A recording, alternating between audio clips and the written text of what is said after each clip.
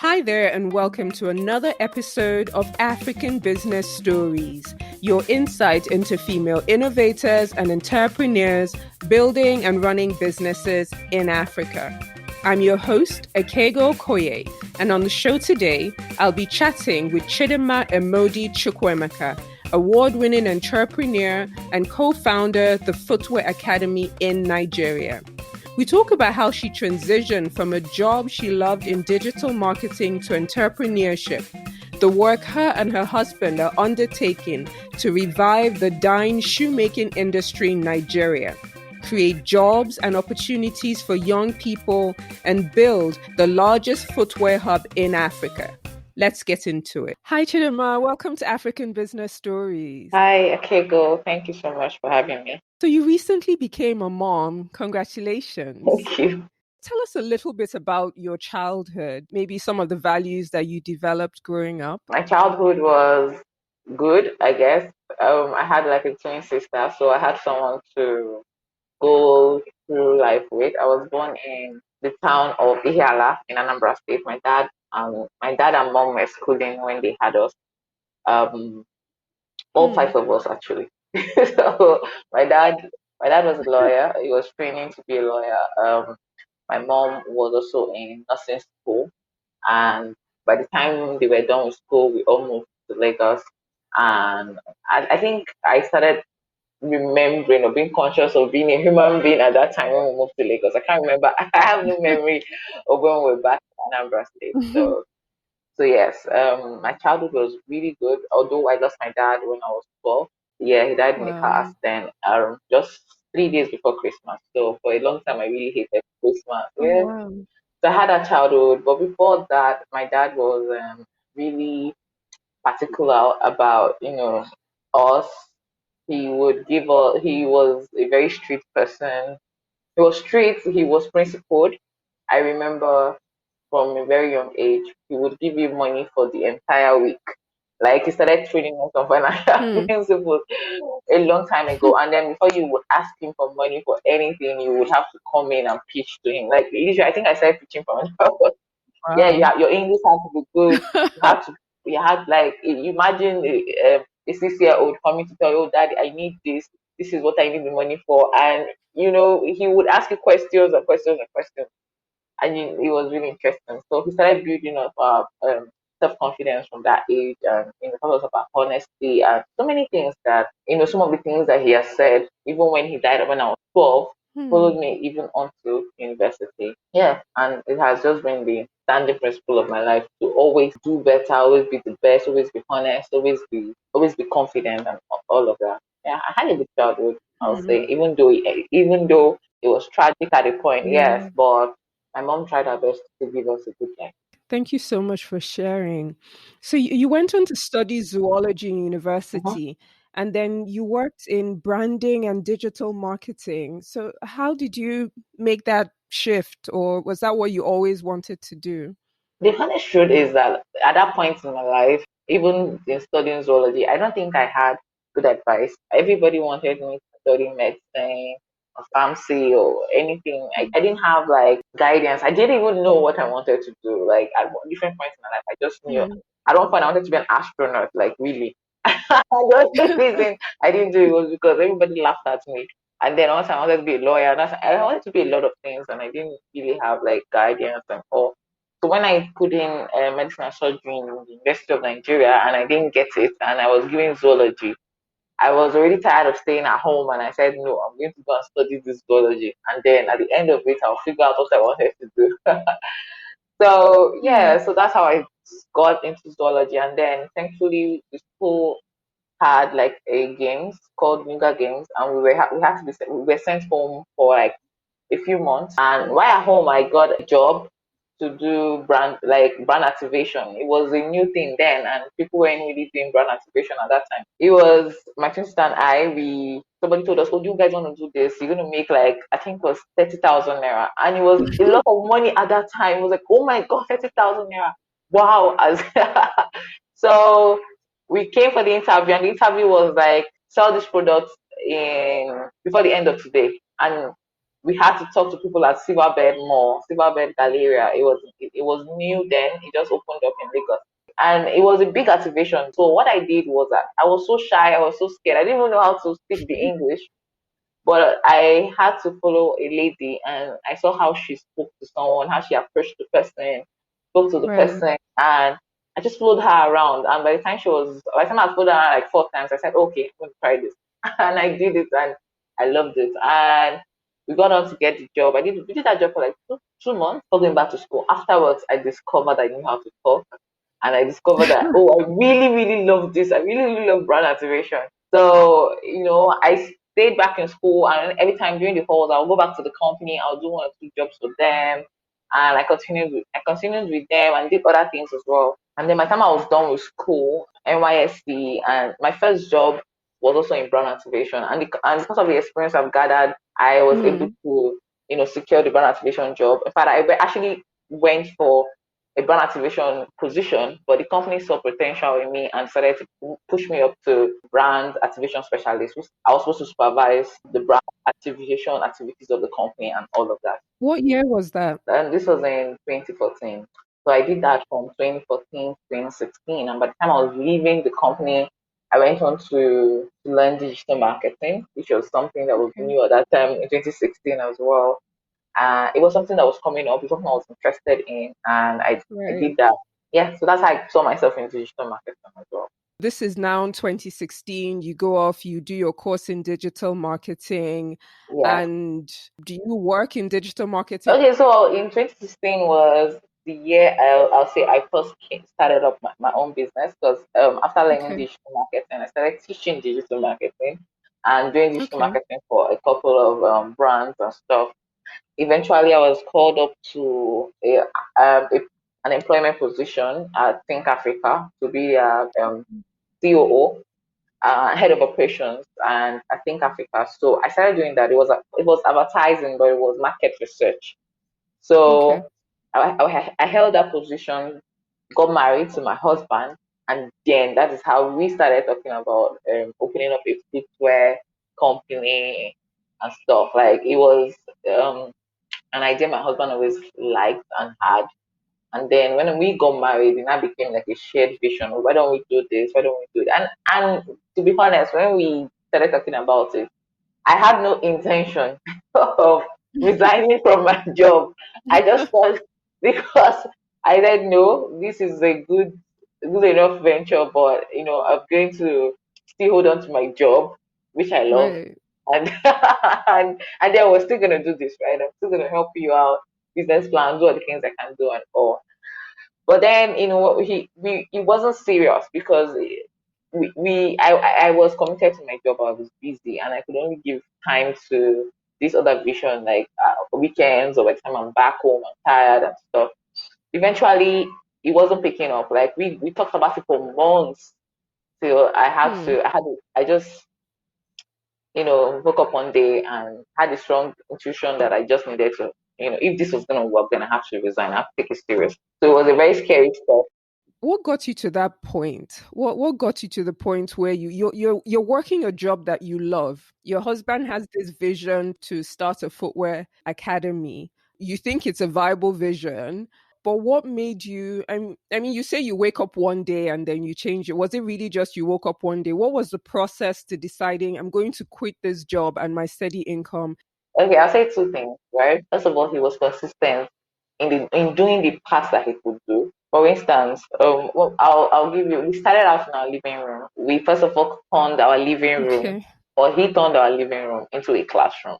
So instead of making chairs, like living room chairs, because when we moved into a whole new apartment, 3 bedroom, we didn't make chairs. The first thing we made were classroom chairs and table. And then instead of buying cooking gas, fridge, and stuff Mm, like that people really buy in homes, right? We bought machines, and then he built a website, and then he made business card for me and for him. And I wasn't even working in the company. Like hmm. he just kept doing, and we would talk, and he would implement Right. the parts he could, and then he would wait for me to do the other part. I felt like I was taking too long, and we didn't launch anything. He just made sure everything was ready, and it looks like I was the only person delaying, okay, Right. the marketing aspect of the company.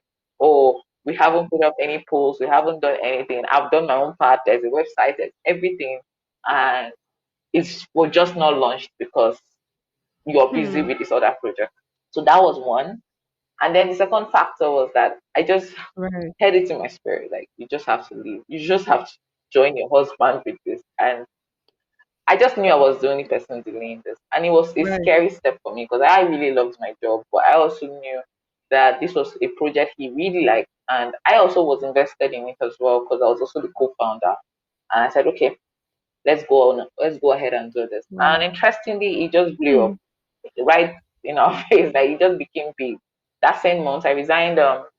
June, yes, I think it was June 2017. We just put up a post for our first training for August, and then we got a lot of people signing up on the website interested in learning at the Footwear Academy.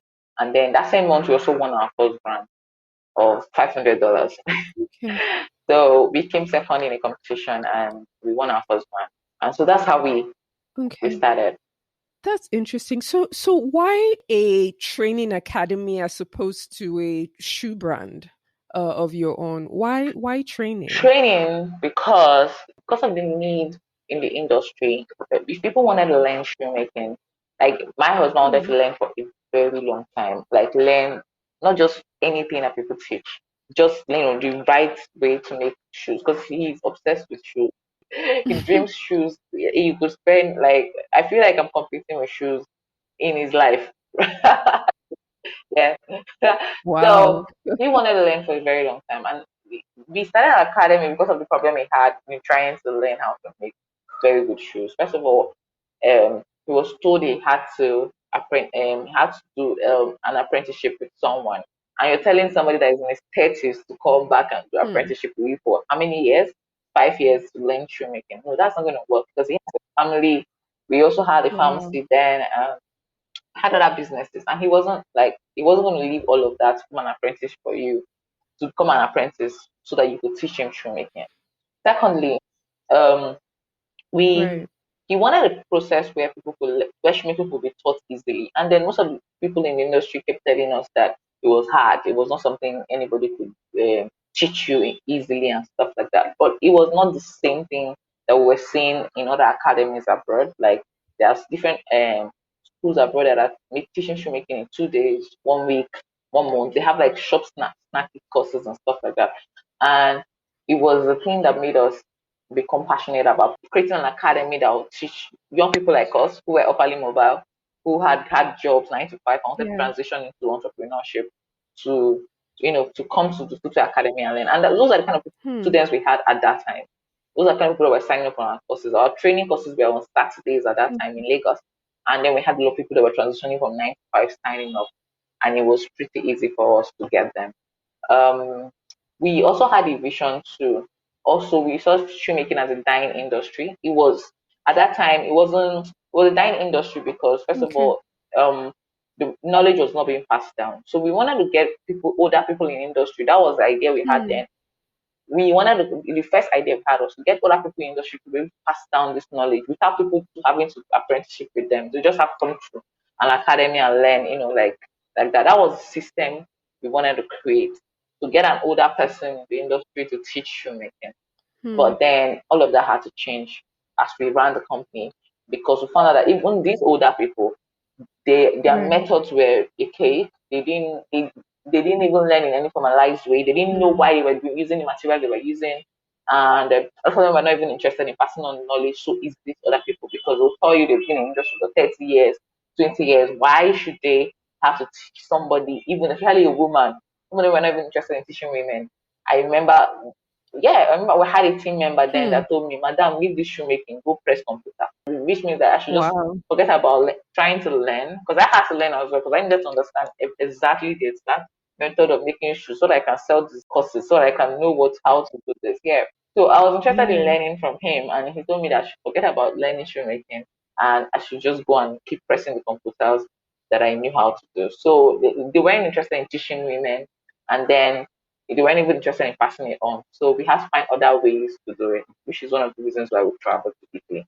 So tell us about that experience because you both went to Italy for a couple of over a month to learn how to make shoes. So what was that experience It like? was really eye-opening. Interestingly, we had different people from different parts of the world in our classroom. It was really interesting. We had almost everybody in each continent from Asia.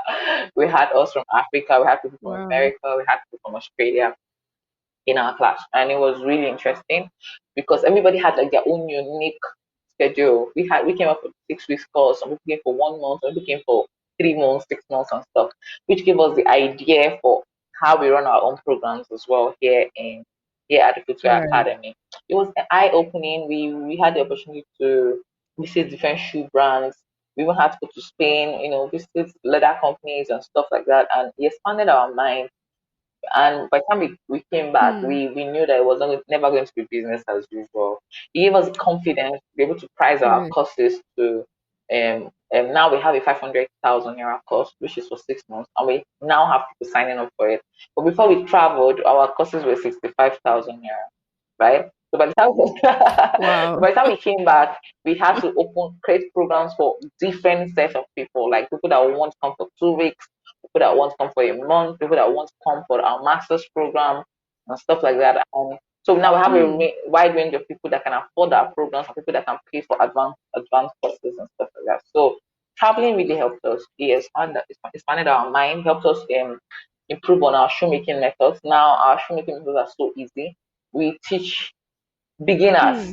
shoemaking and they get it, like they understand it, they are excited. We held in a program that was sponsored by King Foundation where we trained 100 young Okay. people in Abia State. In the classroom, we had more women than men. We had more young girls learning shoemaking. Yes, we had like 65 women. So which was in a class of 100, and they did exceptionally well. Some of Hmm. our best students were even women. It was really interesting because it proved to show that anybody can learn shoemaking. It's not a Yeah. masculine industry, and there's nothing Hmm. exceptional about a woman making shoes anymore. Because at that time when we started, a lot of people used to call me, "Oh wow, you're doing something in a male-dominated industry," and it used to annoy me then because it's not supposed to be. Yeah, it's just supposed to be because we wanted to make it easy, and now it's easy for anybody to learn it. So your family moved to Aba specifically for this business because you started off in Lagos. So why Aba? And how has the experience been? Aba, okay, we moved to Aba because in 2018, March 2018, we won the only made in Aba hackathon. It was a competition that was Okay. organized by Ford Foundation. Um, we came Wow. first. We won a $50,000 grant from Ford Foundation to help improve. Thank Congratulations. you, to help improve the footwear industry. And this was coming a year after we started in 2017.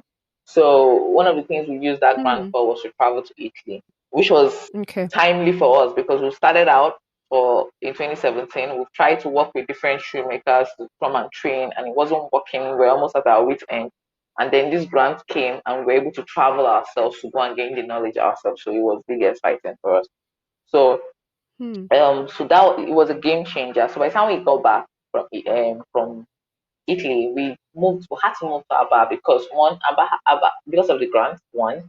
Secondly, Okay. you can't speak of shoemaking in Africa without mentioning Aba. Aba has the biggest hub of shoemakers in Hmm. Africa. We have more than 100,000 shoemakers here. They make Okay. collectively more than 1 million shoes monthly. Like you Wow. shop, yes, more than 1 million shoes. If you come on every morning, if you come to area or Shoe Plaza along the road, you see trucks, different trucks lined up on the road, picking up bags and bags of finished shoes that are taken to Togo, they're Wow. taken to Cameroon, taken to the north, they're taken to different parts. Any type of shoe you make here, you will sell it because we have different market, different people coming here to make and Hmm. buy the finished shoes. And then aside from the finished product, most of the raw materials come into Aba. Most of the importers Right. bring their products here. Leather is found here. You find the leather here. You find all the shoemaking materials here. So even when we were in Lagos, we had to travel down to Aba to buy some of the things that we had to use for training or production as well. So it was so exciting for us to move here because what better place to create a shoe academy than in the place where it is thriving. This is like a thriving Right. environment for shoemaking. So we created it, and we had a vision that people would travel from different parts of Nigeria or Africa, just like how we had to travel to Italy to learn. We had a vision Mm-hmm. that people would travel down here to Aba to experience the shoemaking industry here. Because if you would come here, you would have like your mind would be blown. Like, wow, people are doing amazing things here. It's just that it's a male dominated industry here. A lot of them work like elephants and eat like ants. But a lot could be better, a lot could be done better, right? And the government is trying to figure out a way to help the shoemaking industry here. So we are also here trying to play our part, trying to create like a whole different breed of young shoemakers that can also change the narrative here, so that people can be proud of the made in Nigeria product and stuff like that. That's very, very inspiring. I've never actually been to Aba. Now that you talk about it, I look forward to actually visiting and experiencing Area and, just the whole manufacturing industry there. In terms of financing, we always talk about how we finance our businesses on the show, and Uh-huh. you've talked about two competitions that you've won. Pitching and raising money through competitions is a new thing on the continent. I mean, it happens a lot in Europe and in America, and Mhm. I'm very excited to hear about people on the continent who are raising money through this method. So if you can just tell us a bit about how you found out about these competitions, how you prepared for them, and yeah, just talk to us a bit about the competitions that you've been involved in. Okay, so when we started out, we didn't have funds, right? And Hmm. um, we knew that for the things I wanted to build, we needed to have get money to do all of the things we needed to do. So I I said I remember going on Google and asking for how to raise how to raise funds for my business. Wow. I literally had to type it out that way. I thought, oh, you could you could look for grants, you could look for I didn't even know how to put up a pitch deck. I didn't know how to do any of those things. And interestingly, my friend sent me my first ever competition link, and I clicked on it. This was the competition I came second in, and we won 500, Hmm. 500. So my first pitch ever. And when I found out I could pitch and I could win money, I was like, oh, this is interesting. Then we have to attend all the grand competitions. Interesting, that year I was everywhere, pitching and pitching, losing, being disappointed, but still people were hearing about the Footwear Academy in Lagos. Like I'm Right. sure I went around. I really, really went around in 2017. For me, it wasn't much about raising money. Because some of the competitions were not even about raising money. Some of them were just more of brand Hmm. awareness. And every time I Right. pitched, every time I put myself out there, I put the company out there. I became the face of the company, even though I wasn't the only founder. I became popular because I was always the one out there Right. on stage talking about the Footwear Academy. Secondly, I met a lot of people. I got feedbacks on things we could use to implement our business.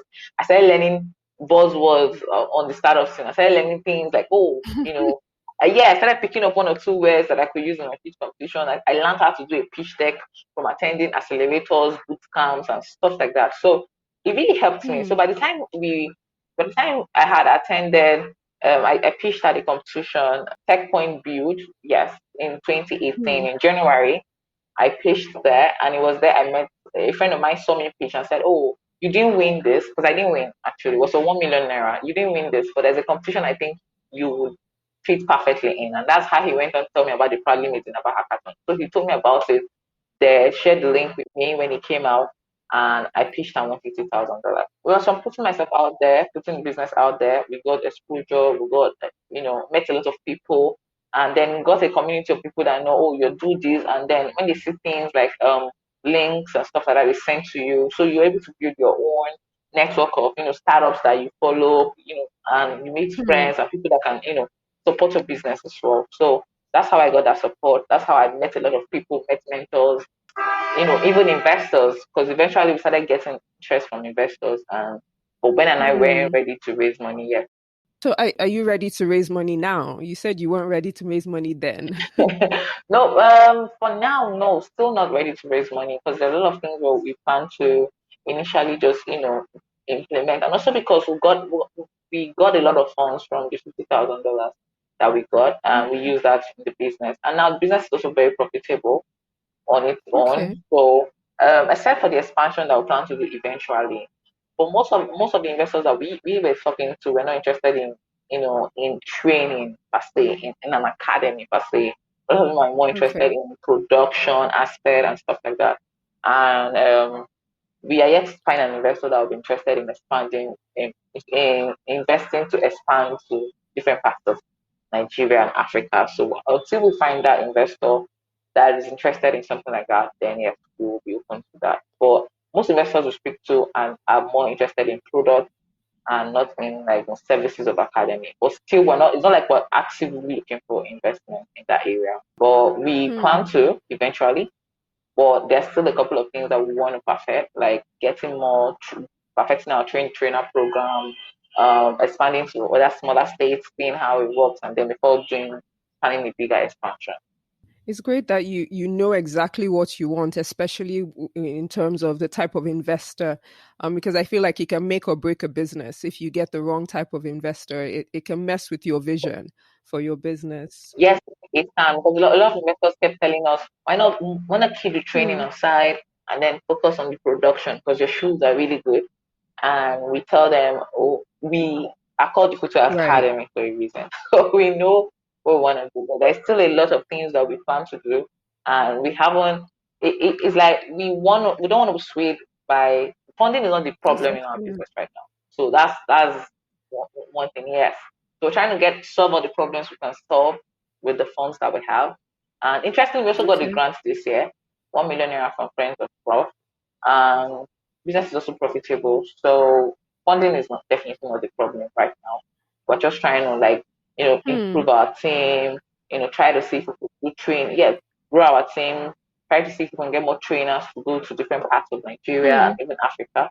Yes, so if we can do that, then if there's need to, because we have people asking us to come to Liberia, come to Sierra Leone, come to Interesting. different parts of Africa. So these are things that we want to do eventually. Hmm. And if need be, if we can't fund it ourselves, then yes, we might get an investor. Okay, so it's been a couple of years. So can you talk to us a bit about some of the challenges? I mean, your financial story is so encouraging, especially in a country like Nigeria, and it's great to hear that the business is profitable and you're meeting a very important need in terms of training. But what kinds of challenges have you faced, and if there are any that you've overcome, like how did you go about overcoming them? And we thought our biggest challenge was funding until we got money, and it wasn't. Obviously, it wasn't.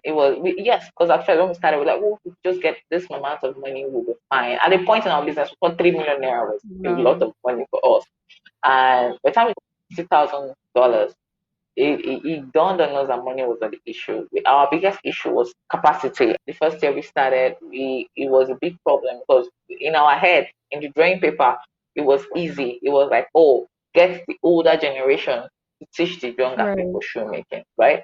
And it wasn't that easy because getting them to teach, getting a lot of them weren't even educated. They didn't go to a Mm. formal school. A lot of them were not interested in teaching. A lot of them, it was hard. You would employ get involved the services of a shoemaker per se, and he wouldn't show up in class even though you've paid him and stuff like that. So getting our own team was hard. Getting people to come on board or getting people that were that had an excellent spirit Hmm. or they were in tune with the vision we had was really really hard. And trust me, this was really hard for us because we kept changing team members or even till Wow. last year. So going into 2020, we would trust you that this is the year we've actually got the dream team we've always wanted to have. Yeah, so I started in 2017. So it took us 3 years to build to get to the dream team that we have now. What we did was that we worked with Hmm. other shoemakers. We worked with over Okay. 35. Yes, we wouldn't have to go to Ghana to scout for shoemakers. Wow. That's how bad it was. We've worked with a lot of filmmakers in Aba, Mushin, Ghana, yes, and eventually we said, okay, now that we've learned shoemaking, one of the best things that happened to us was traveling to Italy to learn the Hmm. skill ourselves. So we said, oh, we have the skill now. Why don't we train Right. our own people? Right. So what we did, yeah. So January this year, we just said, okay, did a call for application internships, and we took We took 2 people, and from two, we started increasing it. And so what we did, when you come in, we train you. So that's how we came up with our train the trainer program. So we train you, and Train the then trainer. you become better, you become good. You get like you have like a whole new program you have to go through. Yes. So we train you to be really, really good so you can train other people. So that's how we have a team now. a cool our own team members now.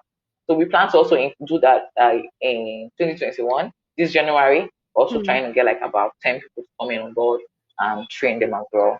So that method has worked. And now we're training young people. We're not working with older people and Yeah. stuff like that. Because we're training young people that are just fresh out of university, fresh out of even secondary school. We don't just learn the skill and be able to teach people, and it's working out for us really well. What are the prospects for a young person who completes the training? Like, what do they do? Do they go off to start their own business? Do they join a manufacturing company? What are the employment or entrepreneurship prospects for people who go through your course? Okay, so there are two pathways. You can choose to work for someone, you can choose to do entrepreneurship. Because the thing with shoemaking is that most people go into shoemaking with the intention of starting up their own business. Because the truth is that you can actually start making money from fast. Okay. Most of our students start making money from the classroom, right from the classroom. Because it's Really? shoes, like it's slippers, it's shoes. You make shoes, you make slippers, you make all types of things. You can even make belts and wallets and stuff like that from the idea that you get from the shoemaking process.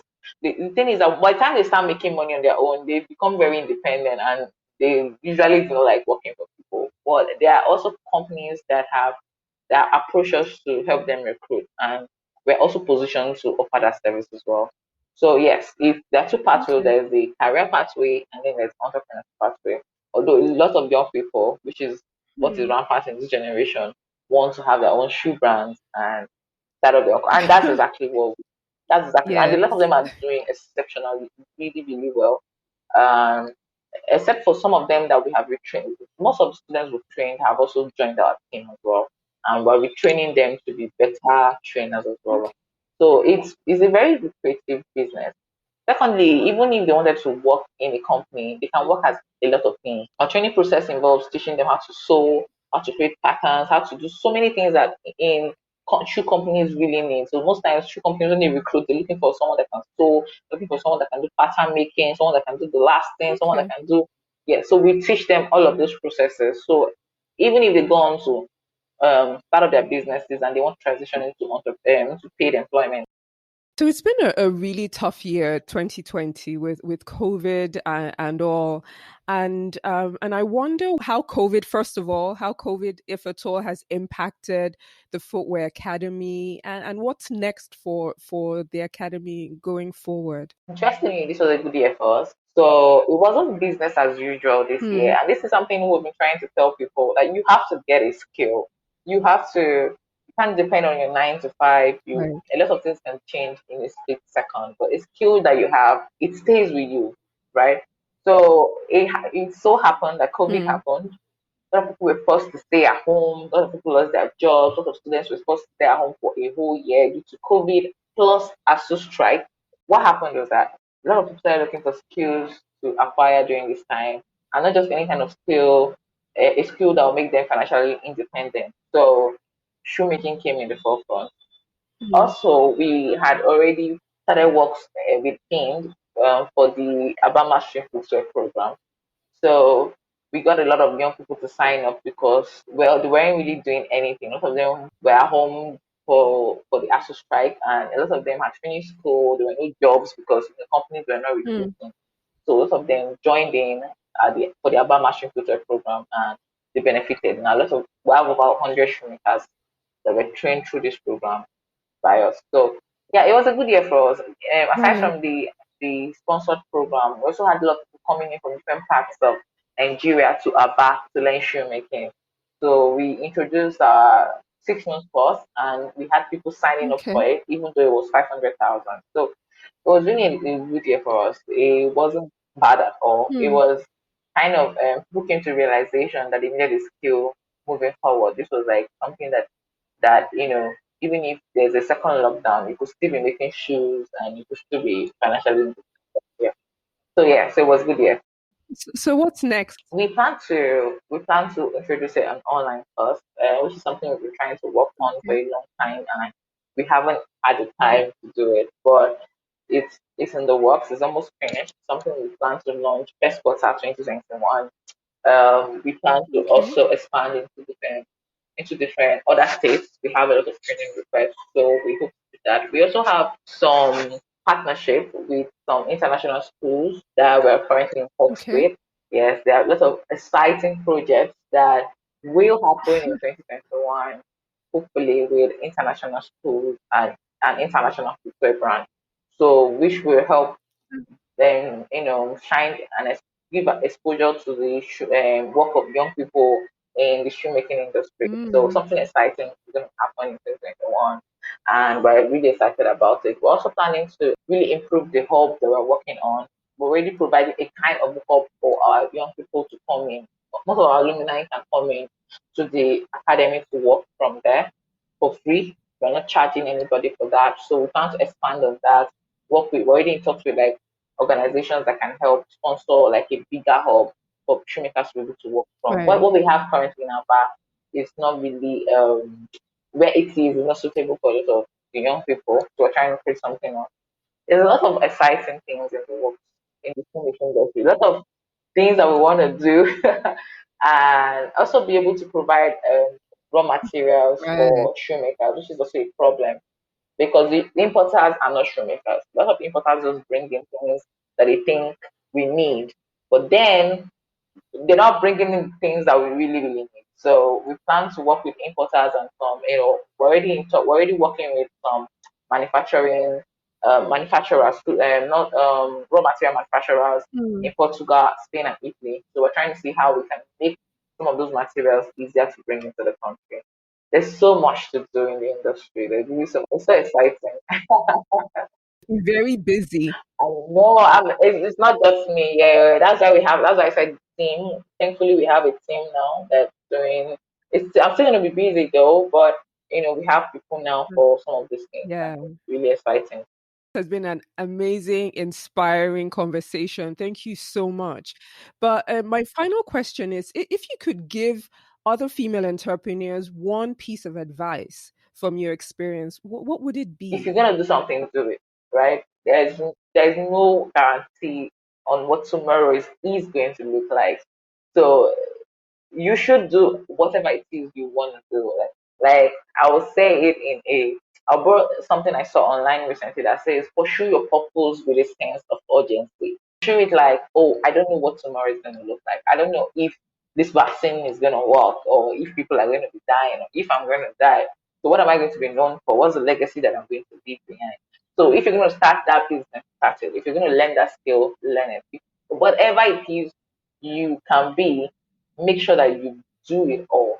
Do it all. Do not let anything limit you. It's not too late to get that skill. It's not too late to go for that master's. It's not too late to start a new side hustle or whatever it is you really, really want to do. Also, you have to know that, like I tell this to my students, like nobody knows your business than you. And this has helped many of them win pitch competitions as well. And I go to the Hmm. stage whenever I want to pitch. I go to the stage with this mindset that nobody knows the Footwear Academy more than me. So I go there pitching with everything in me, trying to convince you because I know this more than you do. Even though some of them are more experts, but they don't know the vision the way I see. So I have to explain it that way to them. So that's the advice that I have for female entrepreneurs. Treat your purpose with a sense of urgency. Treat it like, oh, I don't know if 5 years from now is guaranteed for me. So I have to do all the best that I can do now. Be happy. Don't move, push your happiness or that business to tomorrow because tomorrow is not guaranteed. So yeah. So there's a sense of urgency in all the things that we're doing right now because why not? Why not? Really. Thank you so much, Chidinma. This has been so amazing. Thank you once again. I'm happy to be here. That was Chidinma Emodi Chukwuemeka, co-founder of the Footwear Academy in Nigeria. This episode reinforces my takeaway from last week, that success comes from trusting your gut. As you dream and as you implement, trust your intuition. As Chidinma said, and I agree, nobody knows your business better than you. So trust you. and learn to listen to that still small voice on the inside. Thank you so much for listening. If you're not already subscribed, please do so on Apple, Spotify, or wherever you get your podcast. And don't forget to leave us a review so we know how we're doing. I'm Akego Okoye, and you have been listening to African Business Stories.